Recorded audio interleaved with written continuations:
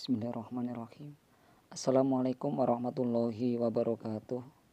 Apa kabar semua Bapak Ibu Guru?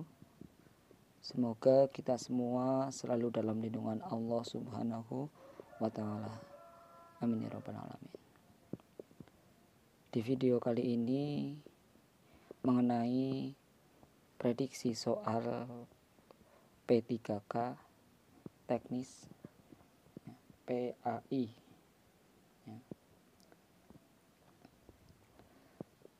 Teknis PAI. Bapak Ibu Guru terus semangat di dalam belajar, di dalam berusaha mengingat, menghafal, itu. Karena tes tahap 2 sudah beberapa hari lagi ya, tinggal beberapa hari lagi dapat dihitung ya. Itu kalau tidak diundur lagi, yang insya Allah tes seleksi tahap 2 itu tanggal 6 sampai dengan 10 Desember 2021. Bapak Ibu Guru terus bersemangat di dalam belajar ya, semangat agar apa yang Bapak Ibu Guru usahakan dapat berhasil. Kuncinya dengan berdoa gitu ya. Yang utama berdoa, meminta restu kepada orang tua, berusaha ikhtiar ya, bertawakal kepada Allah Subhanahu wa Ta'ala. Agar apa yang diusahakan, yang diinginkan dapat tercapai di tes P3K tahap 2 nanti ya, seperti itu. Untuk terus berjuang, semangat, jangan patah semangat ya. Yang tahap 1 belum ya, tahap kedua terus semangat ya.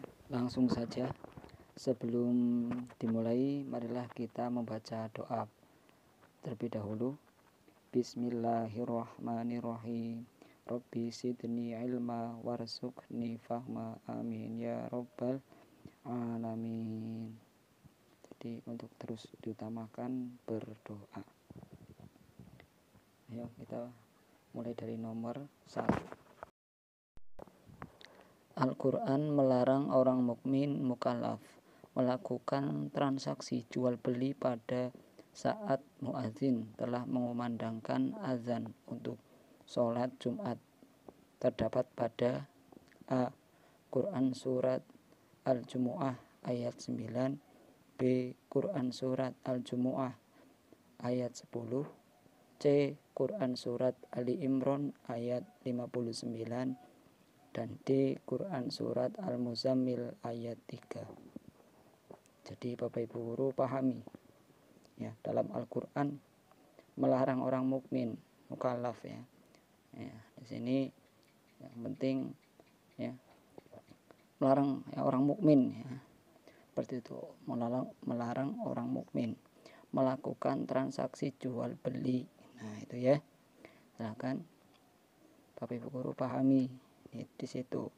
Ya, terdapat dalam Quran surat apa ya, ayat berapa, seperti itu. Ya, terdapat pada Quran surat Al-Jumu'ah ayat 9. Jawabannya A. Kita lanjut soal nomor 2. Talak yang dijatuhkan suami pada istri yang telah habis masa iddahnya, yaitu talak apa ya? A. Talak raj'i, B. Talak bain, C. Talak sunni, dan D. Talak bid'ai. Silakan Bapak Ibu Guru pahami soalnya ya, seperti itu. Ini keluar ya. Nah, semoga di tes P3K tahap 2 nanti keluar ya. Bapak Ibu Guru pahami macam-macam talak itu ya. Nah, talak yang dijatuhkan suami pada istri yang telah habis masa iddahnya yaitu talak bain ya. Jawabannya B. Kita lanjut soal nomor 3. Membeli barang dengan memborong untuk ditimbun kemudian dijual ketika harga naik karena kelangkaan barang. Jual beli seperti ini dilarang karena menyiksa pembeli. Praktek tersebut dinamakan jual beli tersebut dinamakan apa? Ya. A. Istisna, B. Bain as-salam, C. Talaqi ruban, dan D. Ikhtikar. Nah, silakan Bapak Ibu guru pahami ya di situ ya, jual beli ya, dengan borong untuk ditimbun. Kata kuncinya jual beli yang ditimbun ya, menimbun ya, gitu ya. Itu jual beli apa? Dinamakan ikhtikar. Nah, itu ya. Seperti itu. Jadi jual beli yang memborong ya. Maksudnya menimbun ya, menimbun barang ya, itu namanya ikhtikar ya. Dinamakan ikhtikar. Jawabannya D. Ya, Bapak Ibu guru pahami ya. Kita lanjut soal nomor 4. Berikut ini syarat hadis sahih, yaitu A. Sanadnya terputus, B. Diriwayatkan oleh seorang perawi, C. Matanya tidak berilat, D. Matanya syad. Nah itu. Jadi Bapak Ibu guru pahami ya. Syarat hadis ya, syarat hadis sahih itu apa? Ya. Apa sanadnya terputus, apa diriwayatkan oleh seorang perawi, apa matanya tidak berilat, apa matanya syad ya, itu ya. Pahami ya. Jadi jawabannya C. Matanya tidak berilat ya. C ya. Ini semoga keluar ya di tes tahap 2 nanti. Bapak Ibu guru pahami ya. Ingat-ingat ya. Ya. Karena penting ya, sangat penting untuk mengingat. Seperti itu. Kita lanjut soal nomor 5. Hadis merupakan sumber hukum kedua setelah Al-Quran. Salah satu fungsi hadis adalah menetapkan dan memperkokoh apa yang sudah dijelaskan dalam Al-Quran. Fungsi di atas disebut dengan apa di situ ya. Jadi hadis itu sumber hukum yang kedua setelah Al-Quran. Nah, salah satu fungsi hadis adalah menetapkan dan memperkokoh yang sudah dijelaskan dalam Al-Quran. Fungsi di atas itu disebut apa? A. Bayan takrir, B. Bayan takyid, C. Bayan tasyri, D. Bayan tafsil. Jawabannya A. Bayan takrir. Bayan takrir itu memperkokoh, menetapkan dan memperkokoh apa yang sudah dijelaskan dalam Al-Quran. Silakan Bapak Ibu guru pahami ya, mengingat ya, seperti itu. Semoga di tes tahap 2 nanti keluar ya. Dan semoga bermanfaat. Amin ya rabbal alamin. Kita lanjut soal nomor 6. Hadis larangan buang air kecil di air tergenang termasuk hadis A. Hadis fi'liyah, B. Hadis takririyah, C. Hadis fi'liyah, D. Hadis kauliyah. Nah, silakan Bapak Ibu guru pahami ya. Ini keluar di tes tahap 1 kemarin. Ya.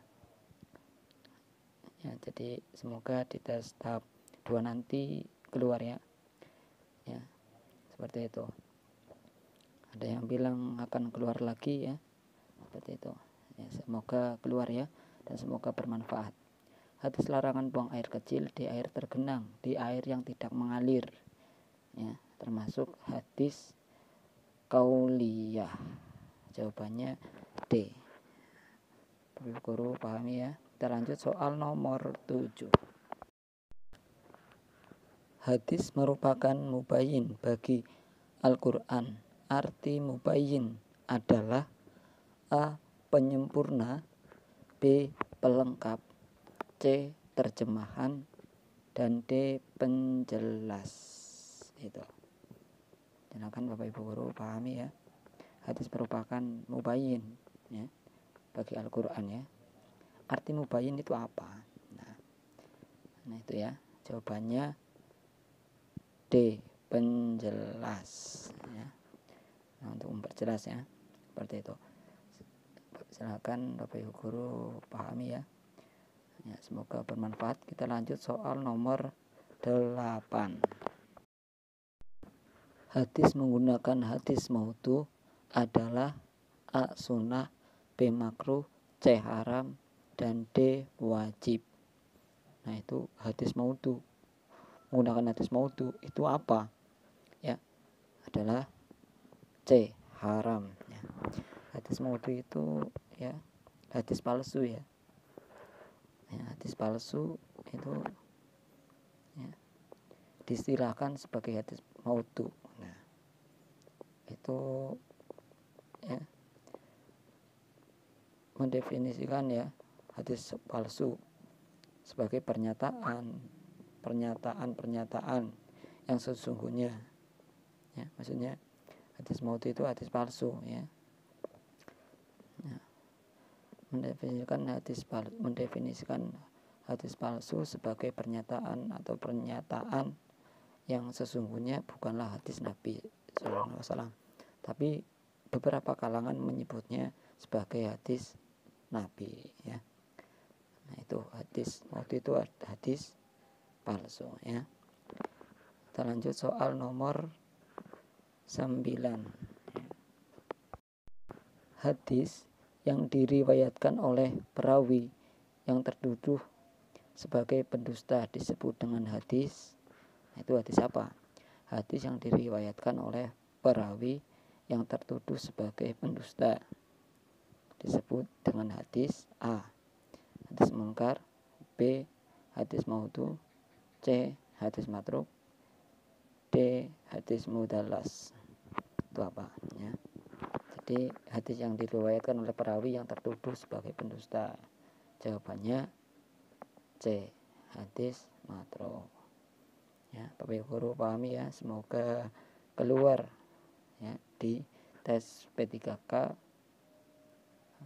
PAI ya, nanti ya. Semoga keluar di tes P3K tahap 2 nanti. Semoga bermanfaat. Amin ya rabbal alamin. Kita lanjut soal nomor 10.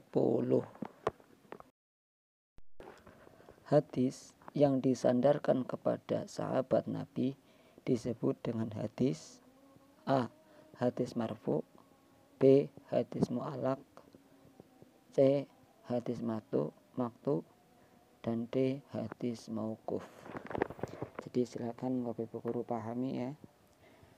Kata kuncinya ya. Hadis yang disandarkan pada sahabat Nabi itu. Yang penting hadis yang disandarkan pada sahabat Nabi disebut hadis apa? Ya. Semoga nanti di tes P3K tahap 2 keluar ya. Yang penting Bapak Ibu guru terus belajar ya, terus bersemangat ya. Apalagi tes tahap 2 ini ya sudah menghitung beberapa hari lagi ya, di tanggal 6 sampai tanggal 10 Desember nanti. Terus bersemangat ya, terus berjuang ya. Tadi nomor 10, hadis yang disandarkan kepada sahabat Nabi disebut dengan hadis mauquf. Jawabannya D. Itu ya, Bapak Ibu guru terus pahami, terus diingat ya, kata kuncinya ya. Dari fungsi hadis itu apa, dari macam-macam talak itu apa, seperti itu. Demikian ya, 10 soal prediksi untuk persiapan tes P3K tahap 2 nanti.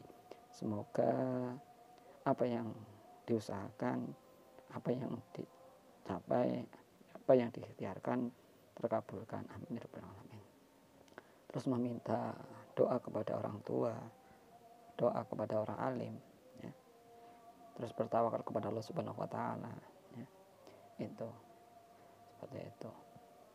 Memohon kepada Allah Subhanahu wa taala untuk terus berusaha. Ya, demikian. Terima kasih. Apabila ada kesalahan, ada kekeliruan ya, Mohon maaf. Terima kasih. Wabillahi taufiq wal hidayah. Wassalamualaikum warahmatullahi wabarakatuh.